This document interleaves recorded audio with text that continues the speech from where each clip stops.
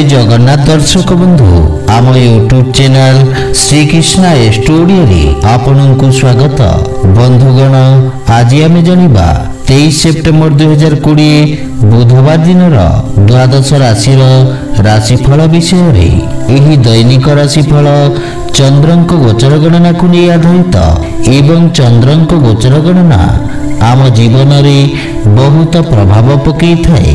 तो आसंतु सर्वप्रथम जानिबा आजिर तिथि और राशि नक्षत्र विषय रे। आज होची 23 सेप्टेम्बर 2020 बुधवार मल आश्विन शुक्ल पक्ष सप्तमी रात्र 7:58 गते अष्टमी।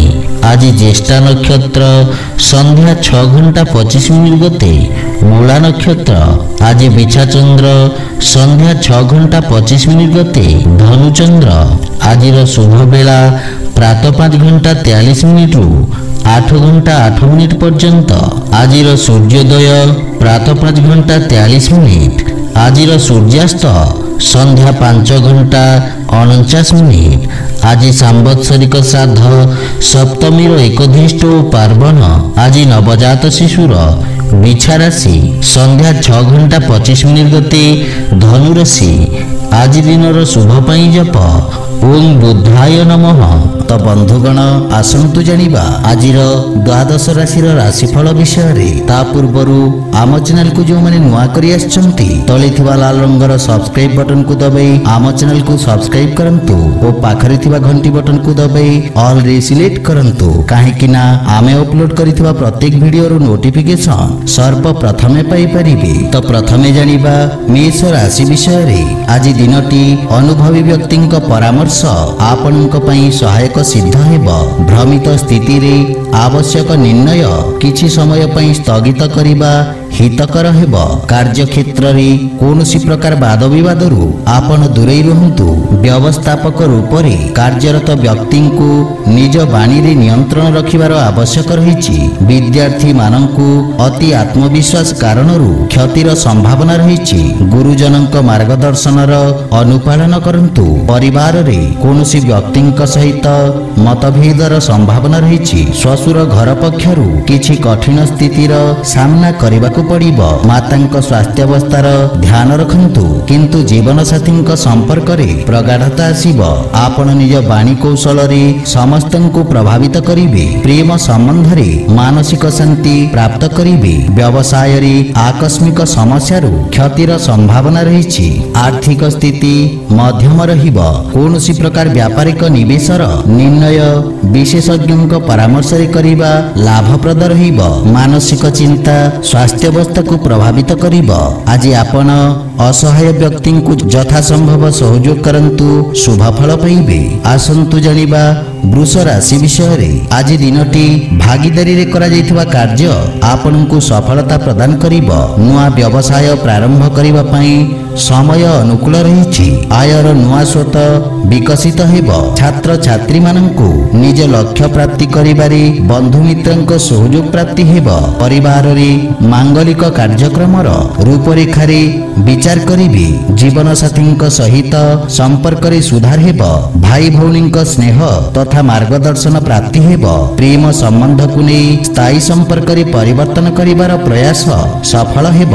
माता पितांक सेवार अवसर मिलिब। वाणिज्य तथा क्रय विक्रय क्षेत्र रे जड़ित व्यक्ति लाभवान हेबे। जीवन साथींक उन्नति हेब एवं आर्थिक उन्नतिर स्थिति विकसित हेब। आर्थिक स्थिति सुदृढ़ हेबाकु लागिब। रक्षा क्षेत्र तथा क्रीड़ा क्षेत्र रे जड़ित व्यक्ति को लाभ मिलिब। स्वास्थ्य अवस्था रे सुधार हेब किंतु स्वास्थ्य नियमर पूर्ण पालन करंतु। आज आपण माता लक्ष्मी को उपासना करंतु शुभ फल पाइबे। आसंतु जानिबा मिथुन राशि विषय रे। आज दिनटी रोजगार रे परिवर्तन करिबारे सहायक हेब। व्यापारिक क्षेत्र रे आपनकु किछि बाधा विघ्नर सामना करिबाकु पड़िबो। आपनक पराक्रम बल रे निजर समस्त शत्रुंकु परास्त करी समस्त कार्यकु सफलता पूर्वक संपन्न करिवे। व्यावसायिक क्षेत्र रे आलस्य कारणरू असफलता प्राप्ति हेबार आशंका रही किंतु पितांक मार्गदर्शन पारिवारिक व्यापार रे आसुथिबा समस्यारू मुक्ति प्रदान करिब। संतान पक्षरू कोनोसी शुभ समाचार आपनकु प्रसन्न करिब एवं संतानक उन्नति हेब। जीवन साथींक सहित मधुर समय व्यतीत करिबे। प्रेम जीवन रे नुआ उत्साह अनुभव करिबे एवं आर्थिक लाभ हेब। व्यवसायर विस्तार करिबारे आपण सफल हेबे। रक्त संबंधित रोग रे ग्रसित व्यक्तिंक स्वास्थ्य लाभ हेब एवं लंबा समय देखा देउथवा स्वास्थ्य समस्या मुक्ति मिलिब। आज आपण श्री गणेश सहस्र नामर पाठ करंतु शुभ फल पाइबे। आसंतु जानिबा कर्कट राशि विषय रे। आज आपणक आर्थिक समस्यार मुक्ति मार्ग प्रशस्त हेब। छात्र छात्रींक पई समय अत्यंत शुभ रही। आपण निज समस्त लक्ष्य को पूर्ण करी गुरुजनों गौरवान्वित करिबे। प्रशासन तथा प्रबंधक कार्य जड़ित व्यक्ति को नुआ अवसर प्राप्ति हेब। व्यापार क्षेत्र रे प्रगति हेब। सेथिपई मानसिक संतुष्टि अनुभव करिबे। पारिवारिक वातावरण रे शांति सौहार्द्य लागि रहिब। मातांक सहित थिबा मनोमालिन्य आज दूर हेब एवं परिवार रे बालक मानक सहित आनंददायक समय व्यतीत करिबे। संतान आपनक आज्ञार अनुपालन करिबे। भाई भौनीक सहयोगरु आपण समस्त कार्य रे सफलता प्राप्त करिबे। प्रेम जीवन रे मधुरता आसीब।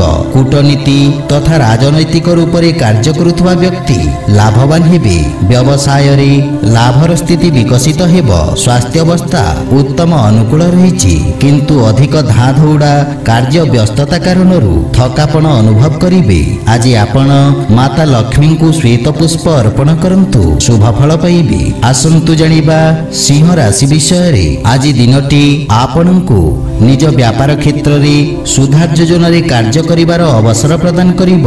राजनीति रे जड़ित व्यक्तिंक ख्यातिर वृद्धि घटिब किंतु सहकर्मींक सहित निज व्यवहारर विशेष ध्यान रखंतु।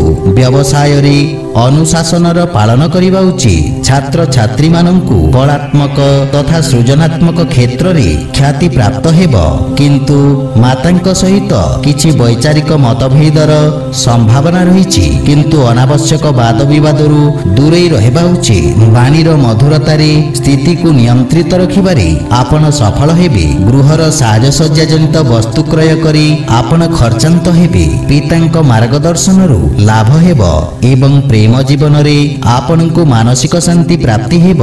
रत्न व्यवसाय रे जड़ित व्यक्तिंक पई समय अनुकूल रही। नगद धन अभावरू किछि अस्थायी अवरोध उत्पन्न हेब। आपनकु किछि मानसिक चिंता व्यथित करिब। सेथिपई मन को एकाग्र तथा शांत रखिबार प्रयास करंतु। आज आपण हनुमान को सिंदूर अर्पण करंतु शुभ फल पाइबे। आसंतु जानिबा कन्या राशि विषय रे। आज आपनक पराक्रम रे वृद्धि हेब। आपण निज भितरे एक नुआ सकारात्मक ऊर्जार अनुभव करिबे। संचार माध्यम रे रोजगार संबंधित कोनोसी शुभ समाचार प्राप्ति हेब। सामाजिक मान सम्मान रे वृद्धि हेब एवं समय अत्यंत उत्तम रही। कला क्षेत्र रे संबंधित छात्र छात्री को निज योग्यता प्रदर्शित करिबार अवसर प्राप्ति हेब। पारिवारिक जीवन सुखमय हेब। आपनक छोट भाई भौनीक परामर्श आपनक पई सहायक हेब। ससुर घर पक्षरु किछि मनोमालिन्यर संभावना रही सेथिपई वाणी रे नियंत्रण बजाय रखंतु। जीवन साथींक किछि स्वास्थ्यगत समस्या आपनकु चिंतित करिब। आपनक अनुभव तथा ज्ञान कार्य क्षेत्र रे लाभप्रद सिद्ध हेब। संगीत तथा लेखनी संबंधित व्यक्ति लाभान्वित हेबे। आकस्मिक धन लाभर जोग रही एवं स्वास्थ्य अवस्था उत्तम रही किंतु स्वास्थ्य नियमर पूर्ण पालन करंतु। आज आपण श्री लक्ष्मी नारायण पूजार्चना करंतु शुभ फल पाइबे। आसंतु जानिबा तुला राशि विषय रे।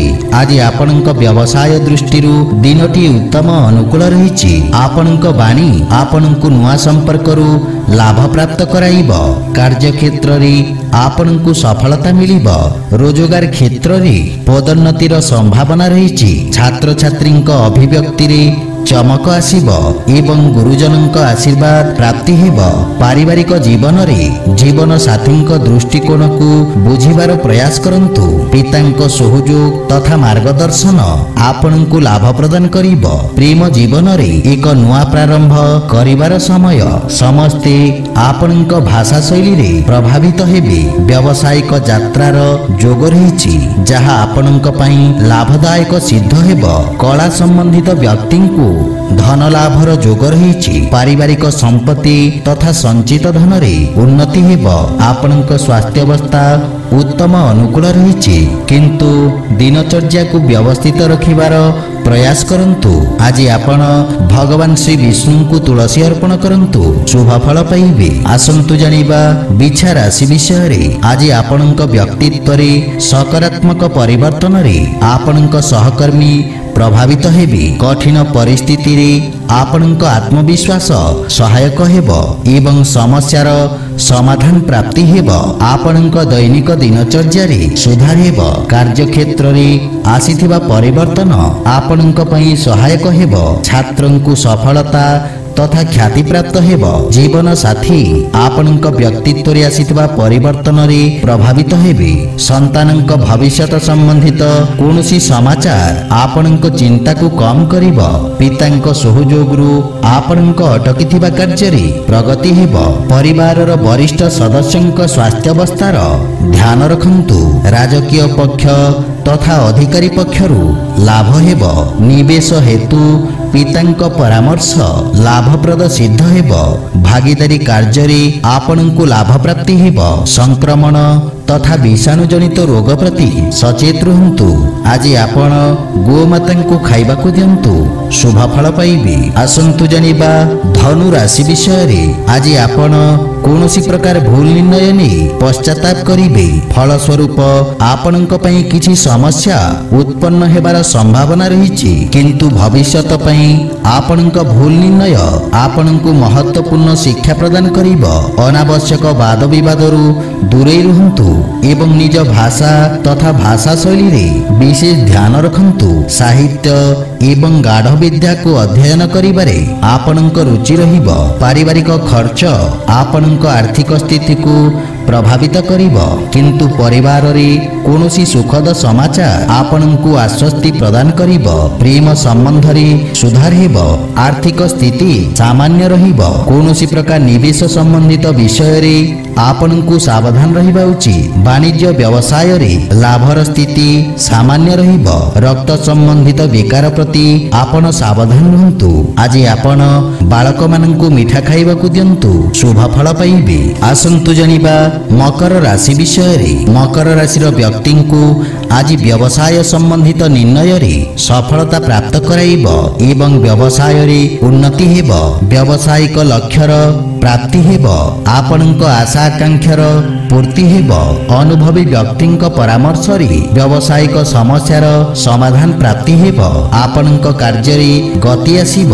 ସାମାଜିକ କ୍ଷେତ୍ରରେ ଆପଣଙ୍କୁ ପ୍ରୋତ୍ସାହନ ମିଳିବ। ଛାତ୍ରଛାତ୍ରୀଙ୍କୁ ପ୍ରତିଯୋଗୀ ପରୀକ୍ଷାରେ ସଫଳତା ପ୍ରାପ୍ତି ହେବ। ଜୀବନ ସାଥୀଙ୍କ ସହିତ ଉତ୍ତମ ସମୟ ବ୍ୟତୀତ କରିବେ ଏବଂ ପାରିବାରିକ ସୁଖ ସୁବିଧାରେ ବୃଦ୍ଧି ହେବ ତଥା ଆନନ୍ଦ ପ୍ରାପ୍ତ କରିବେ। ପାରିବାରିକ ଦୂରତ୍ୱ ସମାପ୍ତ ହେବ। ପ୍ରେମ ସମ୍ବନ୍ଧ ପାଇଁ ସମୟ ବାହାର କରିବେ। ଜନସମ୍ପର୍କ ଅଧିକାରୀ ତଥା ଟେକ୍ନିସିଆନ ରୂପରେ କାର୍ଯ୍ୟ କରୁଥିବା ବ୍ୟକ୍ତିଙ୍କୁ ଲାଭ ମିଳିବ। ଆପଣଙ୍କ ଆୟରେ ବୃଦ୍ଧି ହେବ ଏବଂ ବ୍ୟବସାୟର ବିସ୍ତାର ହେବ। ନିବେଶରେ ଲଘୁକାଳୀନ ଯୋଜନାରୁ ଆପଣ ଲାଭବାନ ହେବେ। ମଧୁମେହ ରୋଗରେ ଗ୍ରସିତ ବ୍ୟକ୍ତିଙ୍କୁ କିଛି ଆରାମ ମିଳିବ।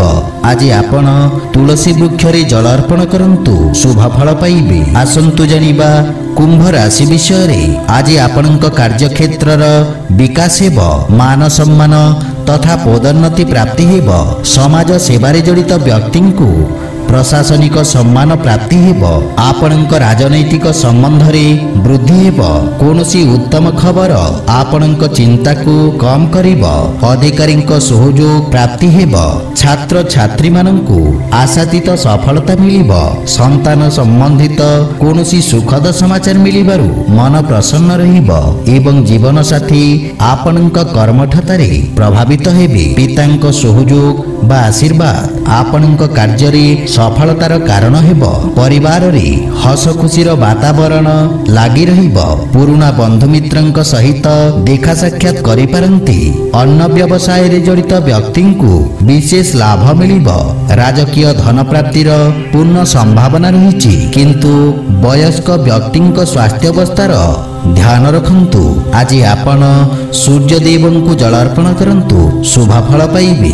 ଆସନ୍ତୁ ଜାଣିବା ମୀନ ରାଶି ବିଷୟରେ। ଆଜି ଆପଣଙ୍କ ଭାଗ୍ୟରେ ବୃଦ୍ଧି ହେବ। ରୋଜଗାର ପାଇଁ ପ୍ରୟାସରତ ବ୍ୟକ୍ତିଙ୍କୁ କିଛି ଶୁଭ ସମାଚାର ମିଳିବ।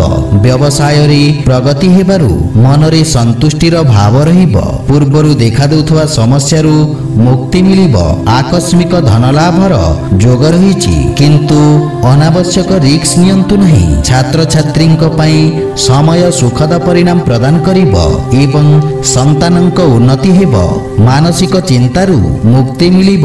ପାରିବାରିକ ସମ୍ପର୍କୀୟଙ୍କ ସହିତ ଉତ୍ତମ ସମୟ ବ୍ୟତୀତ କରିବେ। ପିତାଙ୍କ ସହଯୋଗ ପ୍ରାପ୍ତ ହେବାରୁ ବ୍ୟବସାୟିକ କ୍ଷେତ୍ରରେ ଆଶ୍ୱସ୍ତି ଅନୁଭବ କରିବେ। ଜୀବନ ସାଥୀଙ୍କ ସମ୍ପର୍କରେ ସୁଧାର ଆସିବ। ପୂର୍ବରୁ ଅଟକି ରହିଥିବା ବକେୟା ଅର୍ଥ ଆପଣ ଫେରି ପାଇବେ। ଆର୍ଥିକ ପକ୍ଷରେ ସୁଧାର ଆସିବ, କିନ୍ତୁ ଅନାବଶ୍ୟକ ଖର୍ଚ୍ଚରେ ନିୟନ୍ତ୍ରଣ ବଜାୟ ରଖନ୍ତୁ। ଧାର୍ମିକ କାର୍ଯ୍ୟରେ ବ୍ୟୟ କରିବେ ଏବଂ ସ୍ୱାସ୍ଥ୍ୟ ପକ୍ଷ ମଧ୍ୟ ମଜବୁତ ରହିବ ଏବଂ ଅସ୍ଥାୟୀ ରୋଗରୁ ମୁକ୍ତି ମିଳିବ।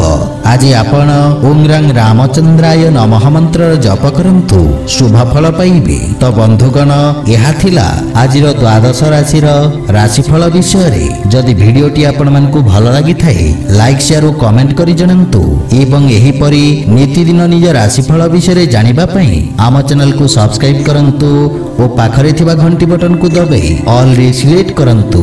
ଜୟ ଜଗନ୍ନାଥ।